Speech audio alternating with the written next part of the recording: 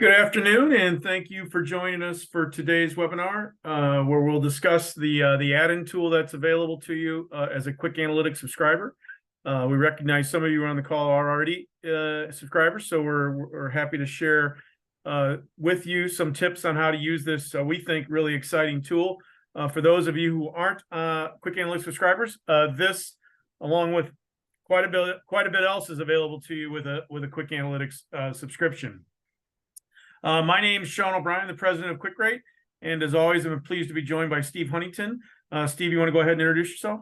Yeah, thanks for joining us, everybody, today. I spent the majority of my career now working with Sean here at QuickRate, and I've spent that time focused solely working with community banks around the country on everything from strategic planning and valuation to M&A, capital planning, and model design and maintenance. Fantastic. Thank you, Steve. Just a reminder, a couple of things. One, we will be sending out a link to today's recording as well as a copy of the slides. So you can look for an email either tomorrow or Monday. Secondly, as per usual, if you want to ask a question during today's presentation, just submit it through the Q&A box or the chat feature. Steve and I will be monitoring those throughout the presentation. Take them either in the midst of the discussion or after the presentation's been made, but we'll monitor those as we go. So again, Steve's gonna kind of give you some, and what we've tried to do here with the format is put a lot of screenshots into the deck, so you have them as a reference when we leave today. But Steve is actually going to go into the tool here in a short moment after we discuss a few things about the add-in tool, and we'll show you exactly how the tool works. Steve, you want to take it away? Yeah, thanks, Sean. So our add-in tool is designed to give you access to all of the data points that exist within QwickAnalytics. There's a handful of different ways that we designed it so that you can easily get data, whether you're looking to do a screen for create a peer group and look for a bunch of statistics on a larger peer group with a smaller number of fields, or whether you're looking to pull up a whole balance sheet or income statement on your bank or on another bank for a number of periods in sort of a different sort of template. So there's different ways that you can analyze and look at that data. We also have the complete comprehensive database of not only publicly available information, so those banks that are publicly traded, we have valuation and stock information on them as well. The banks that are and holding companies that file 10Qs and Ks with the SEC, we have templated SEC data, as well as company reported data from things like press releases where we scrape that information. And finally, we also have information on our M&A database. So any transactions that have happened, there's different ways you can search for transactions and look at those transaction details, and credit union data as well. So there isn't anything that's on the add-in that you can't in one way, shape, or form access through the interactive tool. The idea here is that in Excel, you have the ultimate flexibility once you pull that data in to take it and connect it with formatted spreadsheets or PowerPoint presentations or board or management reports that you already have that you like to update quickly and easily on a regular basis. The way the add-in works, it's a simple download off of our site. So when you log into the QwickAnalytics interactive site, there's a button to download the add-in. And so if you close out Excel and download the add-in, the next time you open Excel, you'll have what we see here. In the Excel ribbon, you'll have a button or a tab for QwickAnalytics, and it'll have all these buttons here that you can choose from functionality-wise. The login information from that will be the same as it is for your QuickRate or QwickAnalytics subscription. And the only time you need internet access is if you're downloading or updating data, right? Once you've pulled in a bunch of data from while connected to the internet, then you can disconnect and you can send it and use it as a typical Excel spreadsheet. It'll function in every single way as any other Excel spreadsheet does, whether you send it to other people who don't have access or don't have a login, it'll function pretty typically. It's why we call the Excel add-in the great equalizer, so to speak. Next slide, please, Sean. So I'm just going to give you a quick overview of a couple of the basic ways that you can look at the data, and then we're going to go right to doing that live in Excel.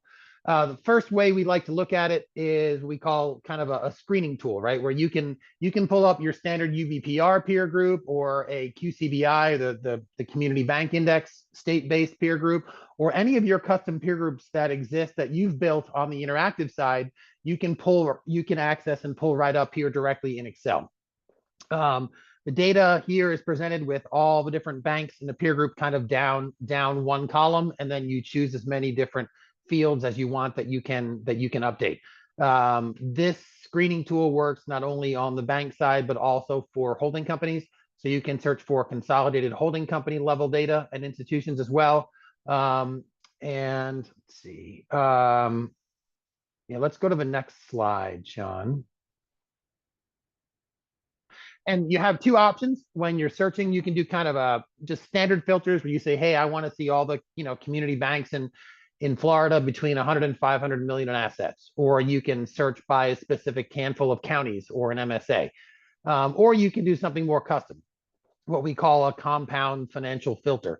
That's where you say, maybe you're doing some research and you want to see how many institutions in your neck of the woods, are high on C&I, have a high composition of C&I loans, but still have a pretty good margin.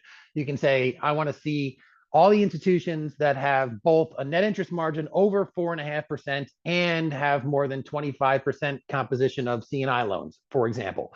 So those are called sort of a compound filter, and you can add as many of those compound filters as you want and come up with some really specific results if there's something you're researching that requires more of a advanced screening tool, for example.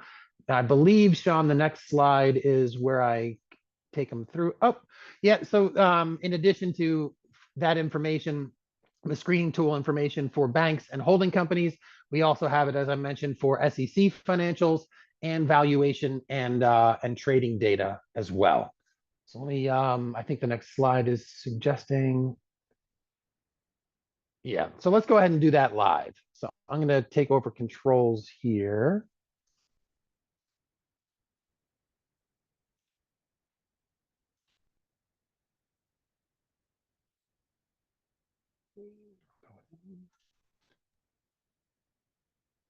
We can see it.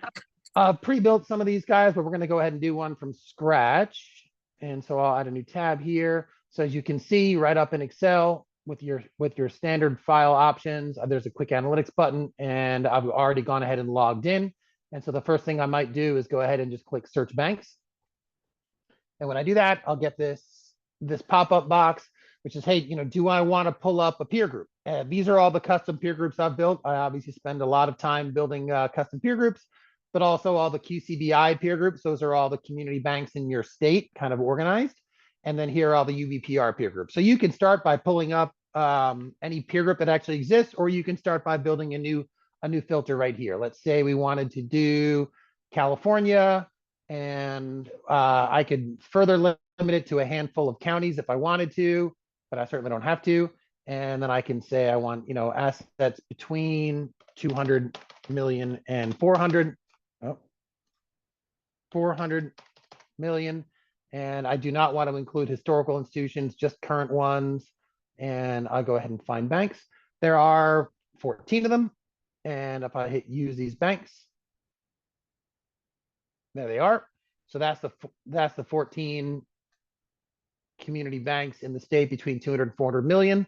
And if I want to start adding some fields now, let's say that I've considered this a new peer group and I want to track their net charge-off ratio over the last 6 quarters and compare it to mine, and then link that data to another chart where I track recent trends in net charge-offs and put that in a board report or some other functionality like that. I'd go ahead, click on the next column. This is where I want to add my data. And so I'll say I'm going to select data. This is where we have access to everything. Once you're on this screen here, you can search for and find any field, any financial field that exists anywhere in our database. So there's over 2,600 of them, plus or minus. And they're all organized by category. So we have financial highlights, some of the high level stuff. Then we have balance sheet. These are dollar balance sheet items, and balance sheet analysis are all kind of balance sheet related ratios, income statement and income statement analysis, loan detail and composition, securities, deposits, yield cost analysis, a summary asset quality, which is not by loan segment, just like, total non-accrual loans, total OREO. Then we have asset quality detail, where you can get really nitty gritty if you want to, where you can look at charge-offs, recoveries, past dues by loan segment. And then there's regulatory capital and liquidity, and then other information. That's the bank side. Of course, if we were doing a search for publicly traded institutions, we can pull up Y9C data, and that is also templated the same way, organized into the same similar categories or buckets of data. And then there's public company data, and then there's finally credit union data for all of you. That's a recent addition to the tool. It's also organized by category. So if you're interested in pulling up, looking at some credit unions in your neck of the woods and seeing how they're performing and adding them to your list of peers for whatever purpose you might want to have to do that, you can certainly add in credit union data as well.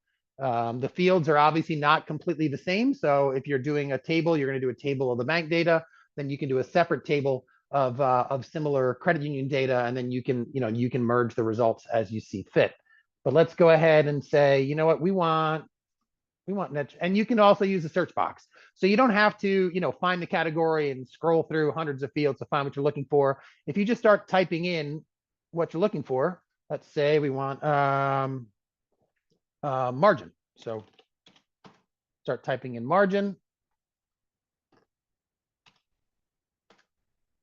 We have net interest margin, stated, and then on an FTE basis. So I want to go ahead and add in, I can just double click on it. And when I choose a field, if it's a field that has different durations, right? One that, year to date or most recent quarter or trailing 12 months, I can choose if I want trailing 12 months, most recent quarter, or, quarterly or year to date as of this point in time. So, things like balance sheet items, they just have a date. But income statement items have a date and a duration attached to them. So this would be the trailing 12 months margin as of June 30th. If I'm looking for, let's say I want to pull up back here, and I'm going to go to highlights, looking for, let's see.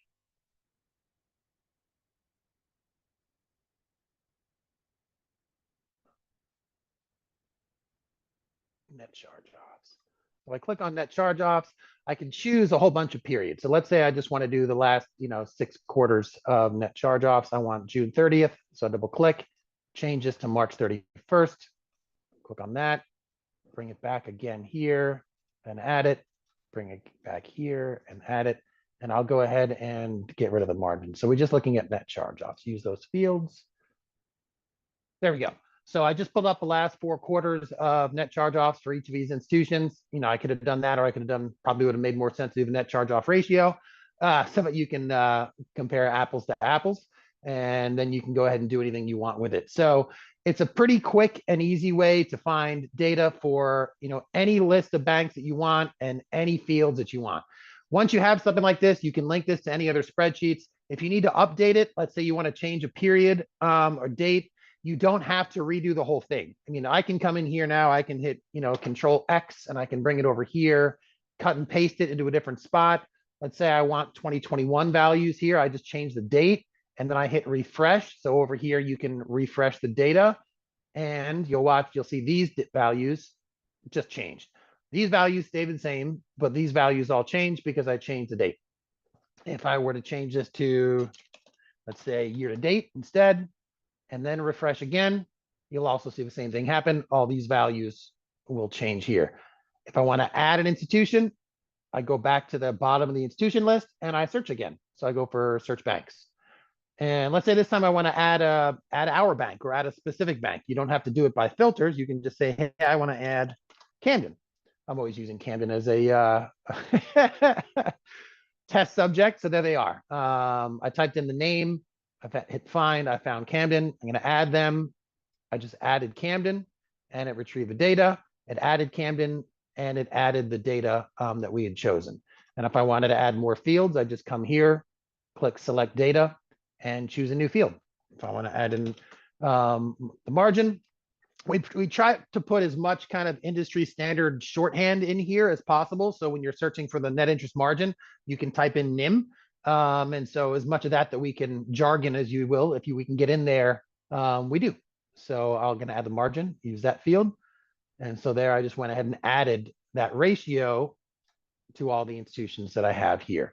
So that's kind of one of the most basic ways that you can use the tool. Let's go ahead and add another one here. I'm going to start a new search. And this time, let's do that compound query, just so you guys are familiar with it, because I know sometimes it can be really helpful. Let's say I want exactly what I said. I want a margin. So net interest margin greater than 4.5%. Add that filter. And I also want, let's say, C&I loans, percent composition. Sure, we'll do that. Or yeah, we'll do percent composition. Greater than, I don't know, 30% of total loans. And let's find out. There are 59 banks in the United States of all 4,500 banks in the country that have right now have a margin over 4.5% and have more than 30% C&I loans. And here they are. And you can see where they are. And you can also see the two data points that we filtered by are added into the results here. So you can see their margins in there. And if I want to use them, just go ahead and use them. And there they are. So that's a great way to do some compound filters and find some other ways to search. This data, as I mentioned, is not limited to just banks. I can do it on bank holding companies. So if I click on search bank holding companies, I can pull up the Y9C peer group. As you know, that Y9C has some peer groups, or I can just look for institutions. If I don't really care about the SPs, because those are just parent company only, they don't have any good, real financial data. I just want current consolidated holding companies in Alabama. Why not? Oh, there's only 2 of them, but I can use those guys.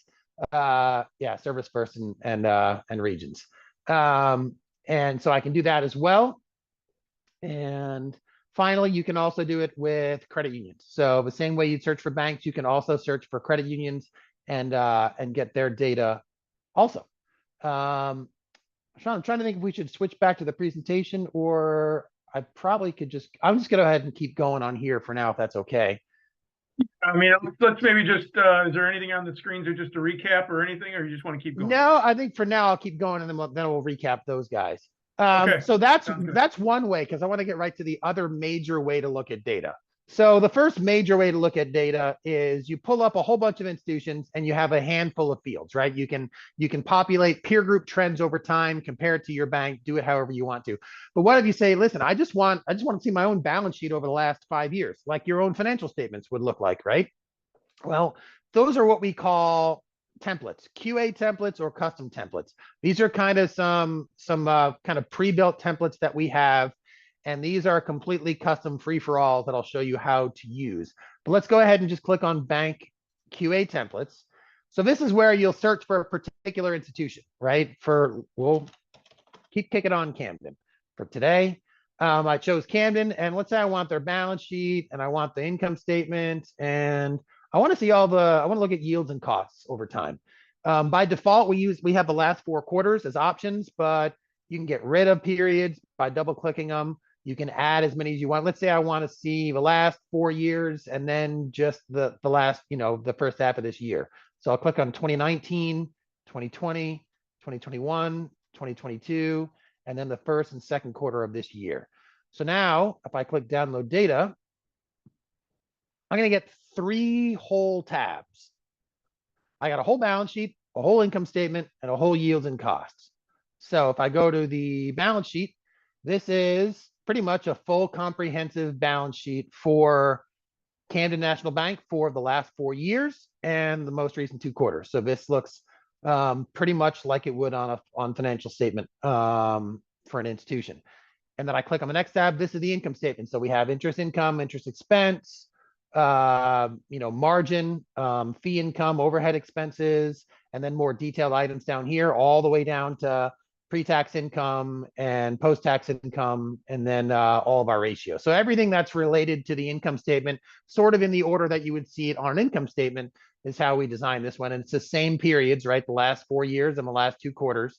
If you change any of these, if I said, hey, I want 2018 instead of 2019, same thing, right? You just type in the new date and boom, it just updated for 2018 for Camden.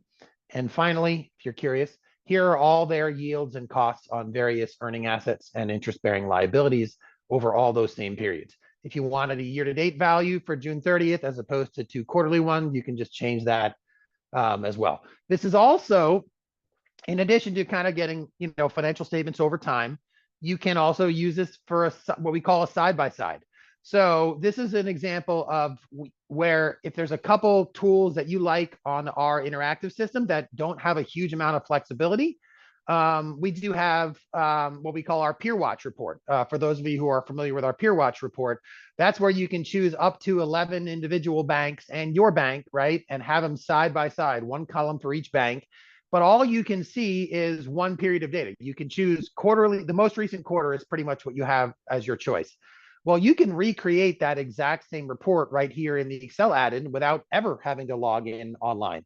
You can, by using this this QA template or a custom template, choose all the side-by-side fields you want, and then add those banks in, one per column. And then you can change periods and dates, and you can pretty much rebuild that report with a lot more flexibility. It's not, as you can see, it's not as attractive and pretty and formatted and easy to print off or PDF when you get it as raw data in Excel, but that's the trade-off that you have between using this tool for that or using Excel. So I gave an example of a side-by-side here.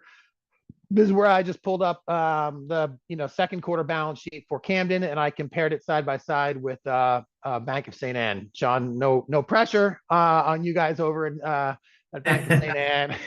No, a little bit no bigger worries. than you guys are. but you can compare side by side, and if change periods, add additional institutions. It's a great way to do that kind of a side by side analysis. Let's see. And again, those templates, those kind of pre-built templates are available at the bank level. They're also available at the holding company level. So I can click on this and I can click balance sheet and income statement and whatnot at the Y9C consolidated holding company level. Now, what if you want that kind of data, right? Where you want just a whole bunch of fields for your bank for over a bunch of different periods, but not an entire balance sheet or an income statement. You kind of want to pick and choose all the fields that you want. That's where instead of one of our QA QwickAnalytics, pre-built canned templates, you go to the custom templates. So I'm just going to keep adding new tabs to this to this spreadsheet until I kill it. So if I click on custom templates for bank, here we go. So I'm going to search for Camden again, pick them out. And instead of having, a whole balance sheet or a whole income statement, I have, again, access to the entire universe of 1,433 fields, including all the financial fields as well as non-financial stuff. I mean, we have CBLR framework election. If you're looking for what institutions, have elected or opted out of or into the CBLR framework, charter types, geographic information, ownership type. There's a lot of other, whether they're an S Corp or not. Website, zip code, UBPR peer group. So there's a lot of non-financial information that we have here too that you can use. But let's say I wanted total assets, and I'll just pick a handful, a couple other highlights here. Efficiency ratio, reserve to loans. We'll use the margin again, pre-tax ROA, and I want it for just the last, let's say, 6 quarters. And I do that, and I hit download data. There we are. So now, again, your fields go down one column, and your periods for the same bank go across the different across the row. So this is how you can see these things over time. At this point, we'll go back to the presentation for just a minute, and we can kind of re-highlight a couple of those things, and then we'll show you a little bit more about the public market data and the M&A data as well.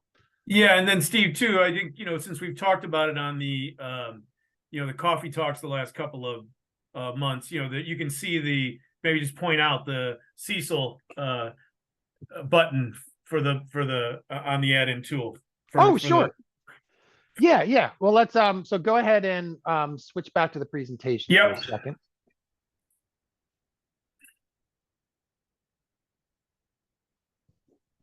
Some of this will just be going over what we just kind of talked about. But again, when we're doing the research screens, that's where we're pulling up a whole bunch of institutions, and that's just what it looks like, right? Where you see all the banks down one column, and then you see all the fields that you chose across the row, and you can change dates and you can change periods and you can cut and paste, so you can move institutions up or down.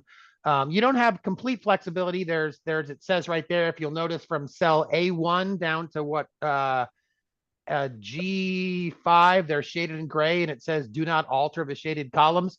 So there's some stuff, obviously, when you build this table, a lot of stuff goes on in the background in order for it to connect to our database, pull that data, and keep the data integrity. So it asks that you don't mess around with the top couple rows. I mean, you can rename a field if you'd like to, and just know that when you refresh it, whatever you renamed it to is going to go back to how our dictionary names that item. Or if you if you delete a name of a bank by accident, you can always hit refresh, and it'll refresh everything, and it'll refresh the stuff that you kind of deleted by accident. As long as you don't delete the dictionary ID, that's how we serialize everything, right? Every single field in our entire database has what we call a DDID, a data dictionary ID number.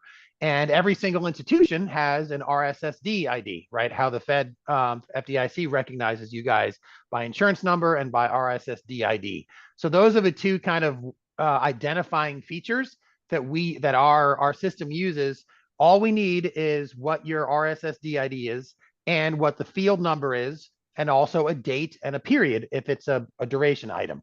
That's the information that our system uses to get this. Everything else is very flexible and easy to refresh. And once you refresh it, you can save it. You can send this spreadsheet to somebody else who doesn't have access and can't log in. It's just regular data at that point.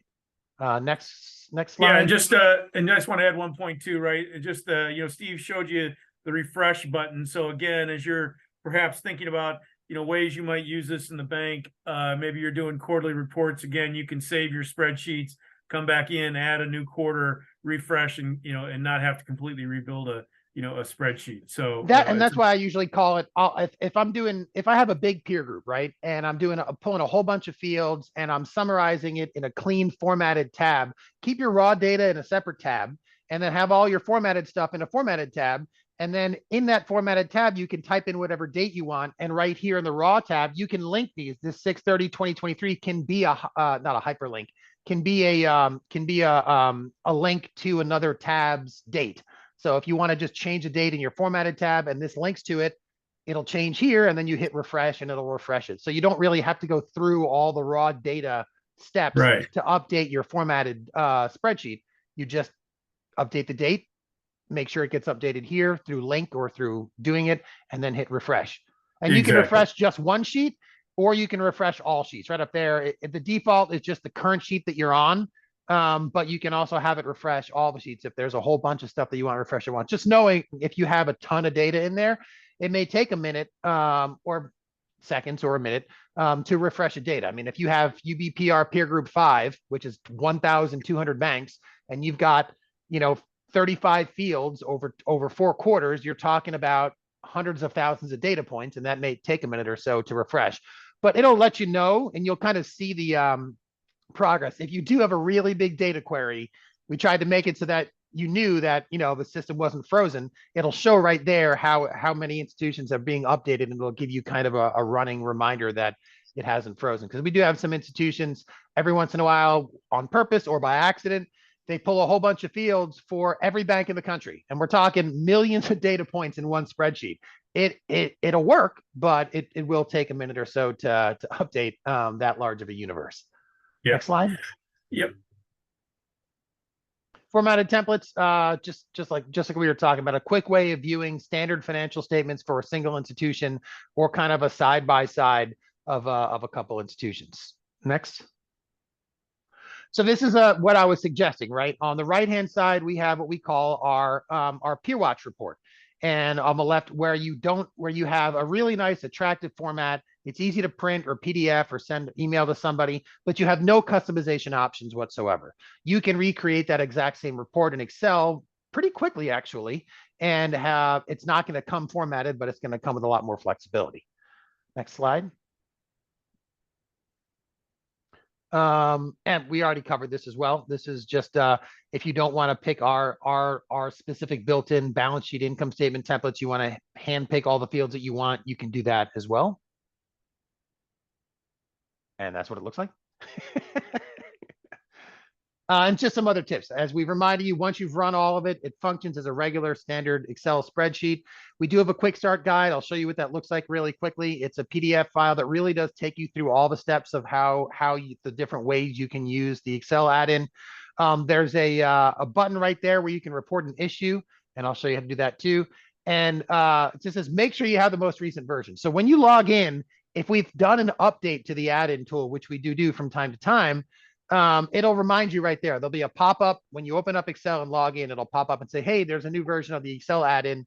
Please close Excel completely, which is what you have to do to install any of those little add-ins. Then you go back to our site and it'll show you that there's a new version of the add-in and you can re-download it. It'll just download over top of the current one you have, and then you open Excel again and you're good to go.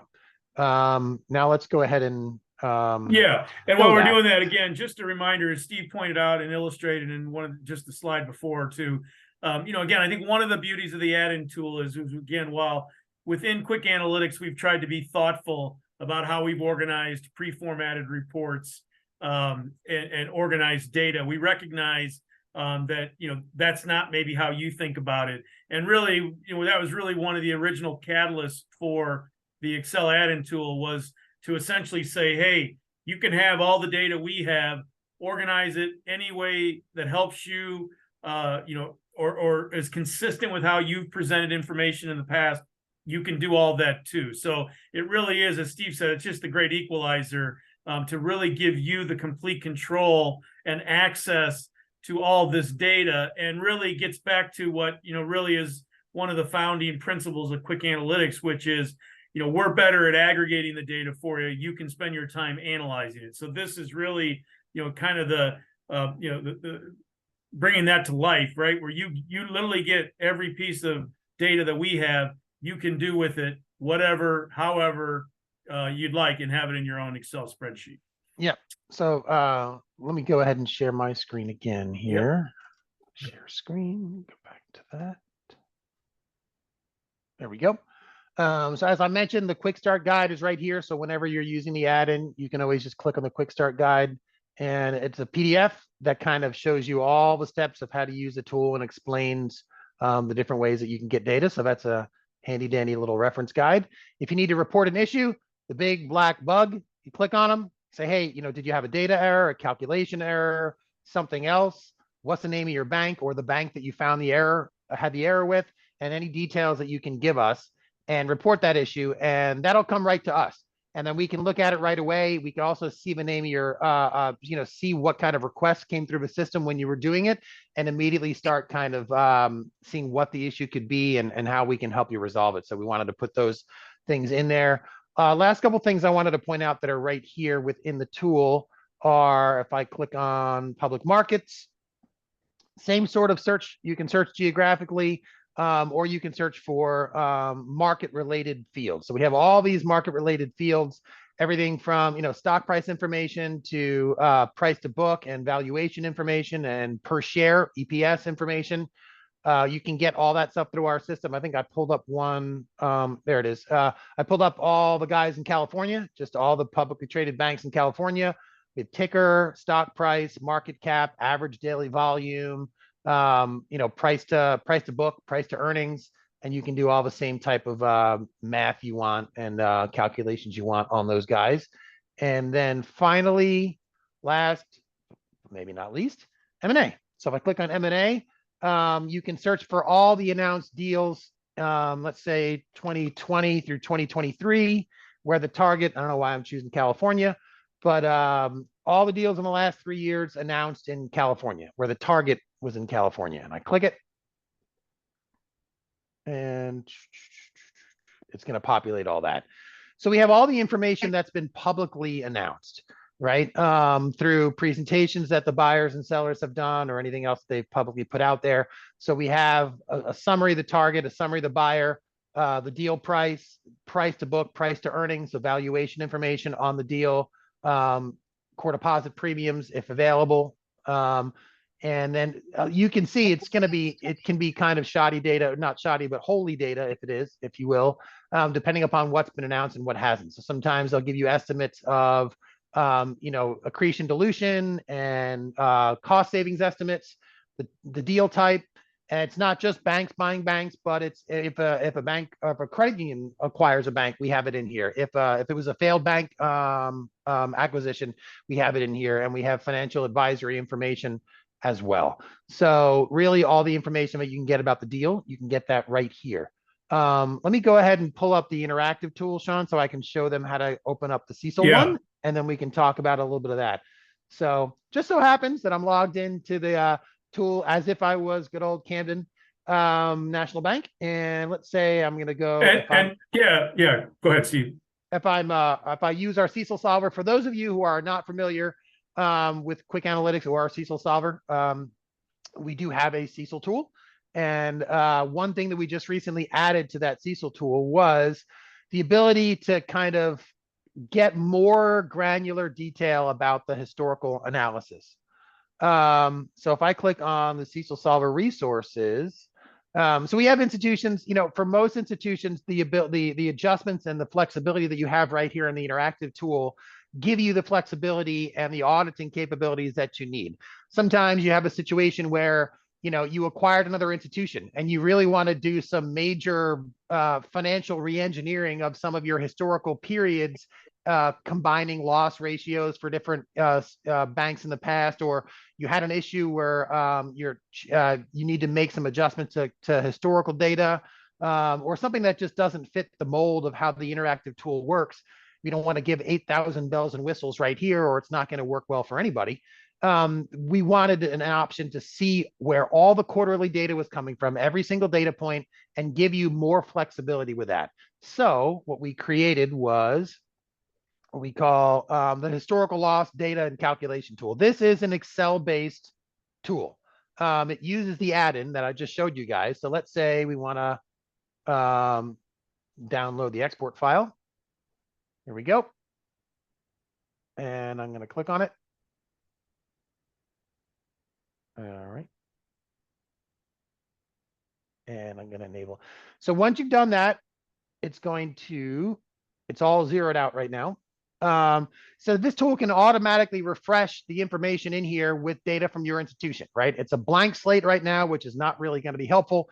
So you want it to do that initial data population, right? For the most recent quarter, for the current quarter. So I said, yes, I want to do that.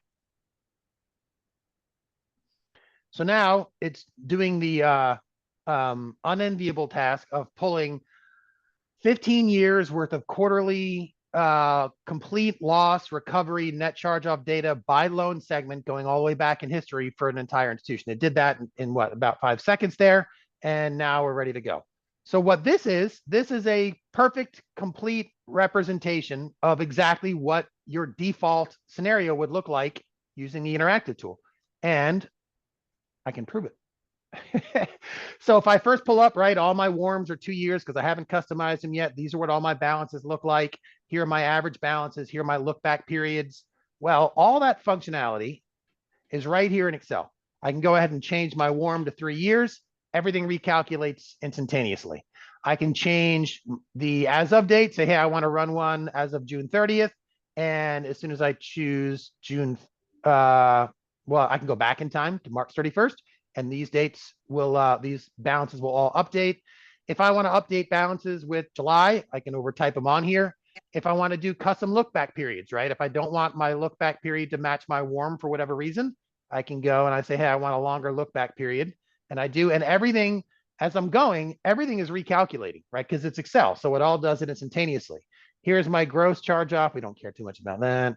I'm going to kind of hide the too nitty gritty details. So here are, net charge offs over a period of time and aggregate over the entire look back period. what the look back period was, and then what our lifetime losses are and our lifetime loss rate. This is where you're getting to, right? This is the end of the first half of CECL is, hey, what's my lifetime historical loss rate on this segment? And then you adjust it with Q factors, and that's how you arrive at an ACL value these days.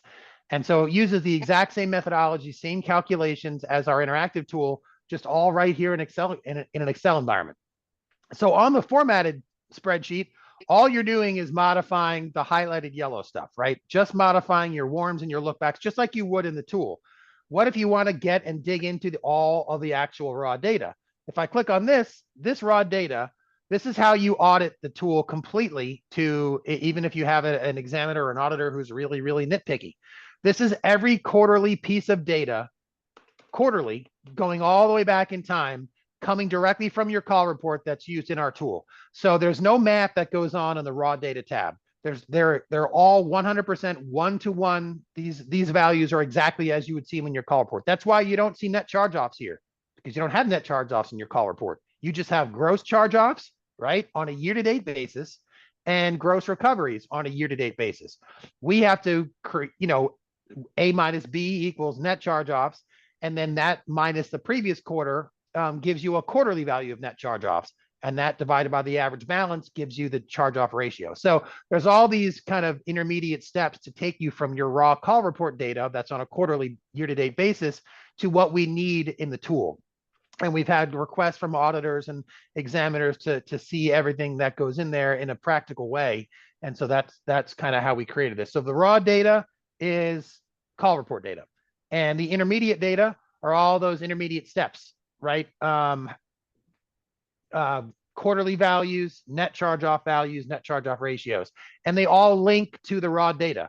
So if you change a piece of data on the raw data, it will flow through to the entire rest of this tool. It'll recalculate net charge-offs, it'll recalculate the loss rate. So you can literally come in here and change anything if you needed to in the past, right in your raw data. This is also a great spot if you want to go all the way back in time and back out balances from, let's say, a guaranteed government, SBA portfolio, or if you had just a custom segment and you wanted to strip out, not just account for that custom segment in your current balances, but account for it going all the way back in time. You would add that data right in here, just as if it was a call report field, right? All the quarterly data, and once you plug it in here, it'll flow through the intermediate calculations, and it'll flow through all the way to the lifetime historical loss rates on the interactive tool. So this was a pretty big undertaking to kind of rebuild that entire functionality in an Excel environment. Obviously, when you do that, we're kind of offering it up to you guys, and there's as I'm sure you all know, there's 100 ways you can break a model in Excel. And so when you're working with this, I do suggest that you carefully change things, save your work as you go. Again, you're changing on the formatted tab, you're really just changing the yellow highlighted stuff. On the raw data tab, you have at it, change any of the data that you want. And the intermediate tab, you shouldn't be ever changing anything, because it's just calculations based upon the raw data. And that is pretty much the entire bank CECL historical tool. Sean? Yeah, and then, yeah, thanks, Steve. And again, just some of the practical situations that we've encountered. Obviously, one, if you're asked to validate, your numbers, this is certainly a way to do that. Secondly, we often, as Steve said, right, people want to maybe bifurcate or, remove portions of a pool. This gives you the flexibility to do that. We often have banks that have discontinued perhaps a lending line or an area of lending that maybe had losses previously that they no longer do, and they want to remove those balances. So again, it just gives you an immediate way to customize, some of your, not only your values, but then potentially your loss history numbers as well. So we're excited about this. Steve did a great job putting it together. And so since we were in the add-in tool, and again, we had discussed this in the last couple of coffee talks, we thought here we could show it to you as how you'd access it again in the add-in tool. All right, so I'll take back the screen, Steve. Sure, go ahead. Oh, you know what? Hold on, I'm not going to take it back. Do you just want to go? I will do it in a second. Never mind. We'll give it back to you in a second here. I'm going to go back and finish the slides, and then we'll come back and just show a few of the overview pages Yeah, of. sure. So here we really are here. So, certainly we're coming to the the end of the presentation. Thank you all for joining us. Please submit any questions you got. For those of you who are new, QwickAnalytics and IntelliCredit are new additional solutions beyond the traditional non-brokered CD marketplace. We touched on the add-in tool, a little bit of the CECL functionality, but there really is a number of different things that you can do within QwickAnalytics, a lot of different interactive pages and charts. Steve, maybe just a quick second, just show the home screen of Camden. Yep. So if I click on my bank or Camden National Bank, it goes from kind of our login page. Yeah. We don't have you yet. So no, I got it. There we go. So back of a login page. If I click on my bank or Camden National Bank, either one, sorry about that. Now I'm going backwards. It's going to bring you to a financial homepage for your bank, right? It's got branch information. It's got market share information. You can click on individual branches and get deposit data at the branch level within the mapping functionality. There's financial overview. You can change periods. You can change peer groups. One thing was very important about our entire platform that's ubiquitous. You're always one click away from printing it out with a clean formatting, from PDFing it with a clean format, from exporting to Excel or sometimes even to PowerPoint. So as far as getting your data, whatever data you want, the way you want to see it and how you want to handle it is something that we kind of took to heart from day one. Here are all these different templated financial pages. There are everything from performance heat maps to margin, rate, and volume variance analyses, which is a couple of our newer tabs, a bunch of different ways to visualize securities information. We have a camels type analysis where we use the camels framework to show performance over time, liquidity profiles, a lot of credit tools, as you might imagine, detailed, a credit risk matrix, concentration reports, and again, branch information and deposit market share. All the raw call report pages, so you never have to go to the FDIC's website and download another call report again if you don't want to. You can package it up any way you want to by choosing a custom report package. You can go to the holding company level. When I search here, I can search for a bank, I can search for a credit union, search for a holding company, I can search for a ticker and type in the CNB Community Bank, CNBB. They're publicly traded. Because they're publicly traded, well, we have valuation information. We have a stock price chart over time. Then you can toggle over to the regular market and deposit map. You can look at this is company reported data. You can look at anything that they file with the SEC. We scrape this information directly from all the filings that they make. So we have even all that information as well. And heading back kind of to the main page, outside of, and you can get that information again for not just your institution, but any institution of any type in the country. We've also got things that we call our industry research, which is just another great way to kind of compare and contrast your trends over time, not only to peers, but also to economic data, right? If I want to look at how my mortgage are performing, I want to look at maybe a leading trend of credit, like 30 to 89 days past due. And I want to add, all the banks in Alabama as a peer group. And there's Greg dancing. And I want to do it over the last, 11 years. And I want to compare it to my bank. So there's 11 years worth of our 30 to 89 days versus our peer group. And I want to overlay either unemployment rate or GDP growth right on top of that. I can do that as well. So there's a lot of ways that you can use this type of interactive research to look at those trends, whether it's justifying a Q factor for CECL or whether it's, there's lots of different uses for it. It's all visual, but we also have all the data. So if you want to see the underlying chart data, we show you how the ratio is calculated and all the chart data that goes into it as well. So we have lots and lots of tools like that at your disposal as part of the package that is the QwickAnalytics subscription. And we're always adding new things. We're looking at a budgeting tool that we're working on. We're working on some more liquidity tools. We really like to get input from our users and see what they need help with, what they'd like to look at. And that kind of drives our priorities as far as what we build for you. Sean? Yep. Thanks, Steve. And again, just a reminder, yeah, again, these, we format everything in this, and then the add-in tool gives you the ability to kind of do it your own way. So kind of the best of both worlds. Yep. Upcoming. So next Friday, our dear friend Paul Allen's going to join us from Salt Marsh to talk, be a host with Steve and I on Coffee Talks next Friday. We do have, again, it's not so new now, IntelliCredit, again, where we do perform third-party loan reviews, but we think we've built an interesting piece of software for portfolio analysis, and you can use it for credit administration and, annual reviews and internal loan reviews as well. So we're going to have Mitch Moss from Outdoor Bank. He's a senior VP and credit analyst there.